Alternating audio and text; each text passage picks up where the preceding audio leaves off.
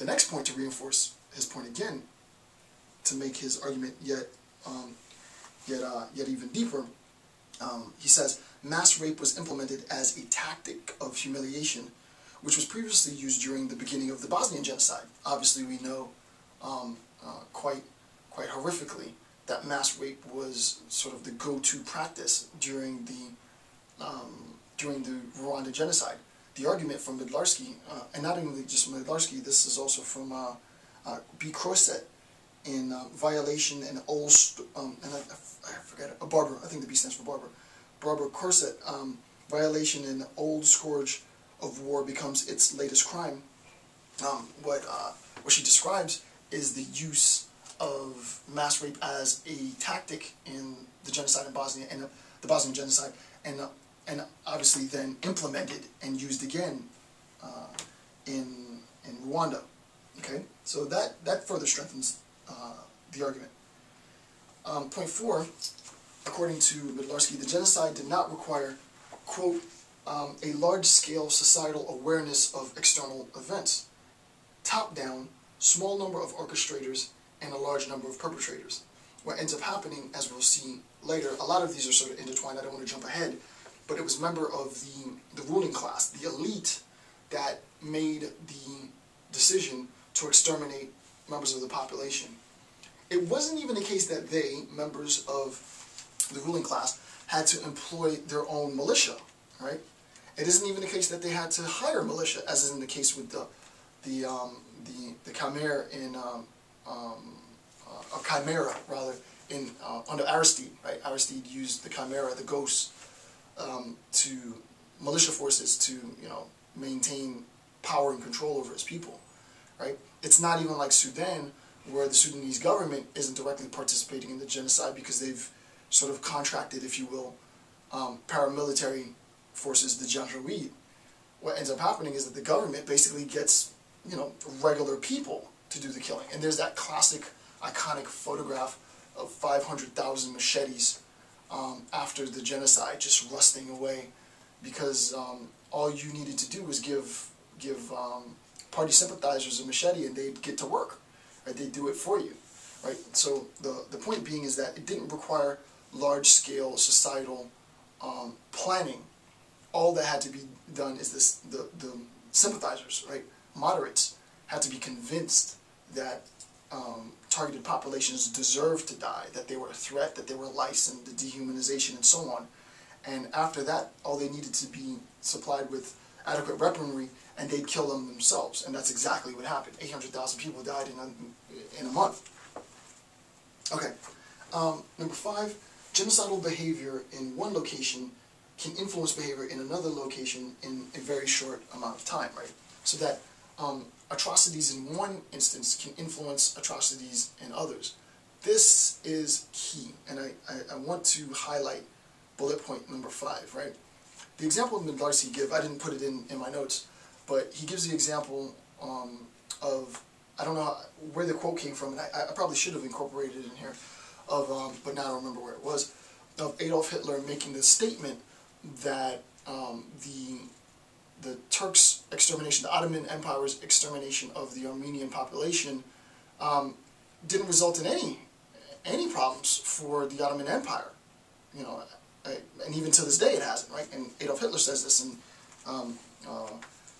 Midlarsky cites that, right? So Hitler looks at sort of the collective international turning the blind eye to the atrocities that happened in the Armenian genocide at the hands of the Ottoman Empire, and that emboldens Adolf Hitler. He thinks to himself, well, look what happened. I mean, we all know that all the Armenians were exterminated, but nothing happened to the Ottoman Empire, so why should we be in fear of international repercussions? Let's go ahead and kill as many Jews as we can kill, all right? And that's exactly what he did.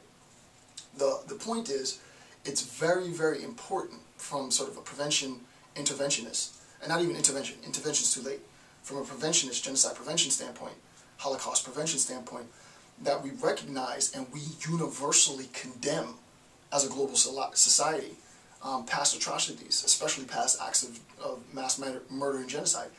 An inability, a failure to do so, is going to encourage and embolden other potentially genocidal maniac leaders that they can get away with it too, right? And Medlarsky, I wish I could find the quote.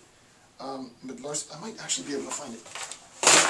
Medlarsky, I actually do want to read this.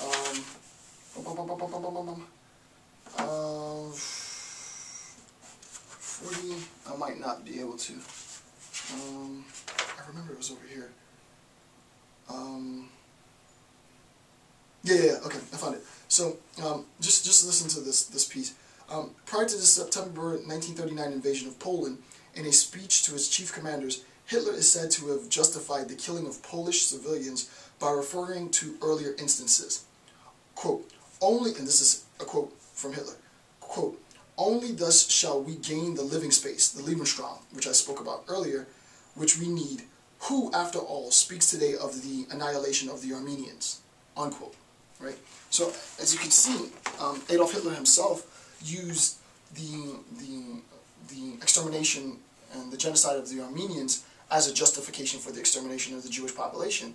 His reasoning is, look, the Armenians were exterminated and the Ottoman Empire never got in any trouble. The Jews, they've been pestering the German population for as long as I know. Let's kill off all the Jews, right? And who's gonna blame us? The argument is, if there would have been universal condemnation, right? And this is a big if, right? But if there would have been universal condemnation of the Ottoman Empire's extermination of the Armenian population, obviously prior to World War II, it might have dissuaded Adolf Hitler and his fanatical regime from carrying out what they did, right? So intervention, prevention, condemnation is absolutely integral in my account. And then the last point, genocide occurred as a consequence of a perceived threat. I mean, this is sort of obvious, right? There's always going to be this sort of fallacious argument that if we didn't kill them, they would have all killed us. So we killed them before they could kill us, right? It was really a preemptive act of self-defense. However, the preemptive act of self-defense required the total annihilation of a people, right? Which is ridiculous. This goes back to our discussion on on the parable of the tribes, right? In the parable of the tribes, just one state within a particular relatively proximal geographic location exhibits conflict towards another state, and that act in and of itself transforms the nature and the relationship between states, right? The relationship becomes inherently hostile, and basically the strongest survive, right? The fact that you survive, the fact that you retain your identity, means that you fought and killed and are willing to die for that identity, right? So it becomes extremely problematic. Okay, so that concludes the systemic account, structural systemic conflict, right? The next is the didactic conflict, right? Which is sort of a step down.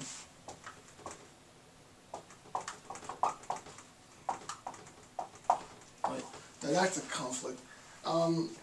And the idea of democratic peace theory is pretty interesting, and I might in another series of videos go into a more in-depth discussion on democratic peace theory, because it wasn't until preparing, obviously, for the lecture that I recognized, wow, I think that really pertains to a contemporary discussion. So, as an aside, I might at some later point do a full-blown analysis of democratic peace theory.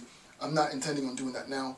All I'm doing now is giving you a very cursory, very general understanding of what democratic peace theory is, and this should be more than enough to have a good sort of structural understanding. So the first point is that democracy is different from democratization. Two totally different things, right?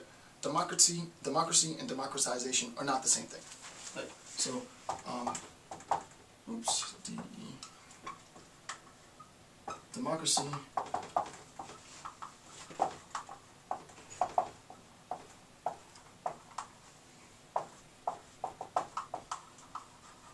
democracy and democratization are totally different things. Democracy, roughly, is a, quote, fully realized political condition. Okay, so democracy is a fully realized political condition. We haven't defined what that condition is. It doesn't really matter at this point. Democratization, however, on the other hand, is an ongoing process, right? So if you think about it, democracy is actualized. I mean, I want to be Aristotelian, but it's A-C-T-U-A. Democracy is actualized, and democratization is potential. That's basically what's being said. That's that's obviously Aristotelian, but I think it's a good way to explain it. Democracy, the goal, the intent of democratization has been actualized. Democratization is the process in which, the potential in which we arrive at this state of affairs. So the doing, the active process is here, the end state is here. That's basically what that is.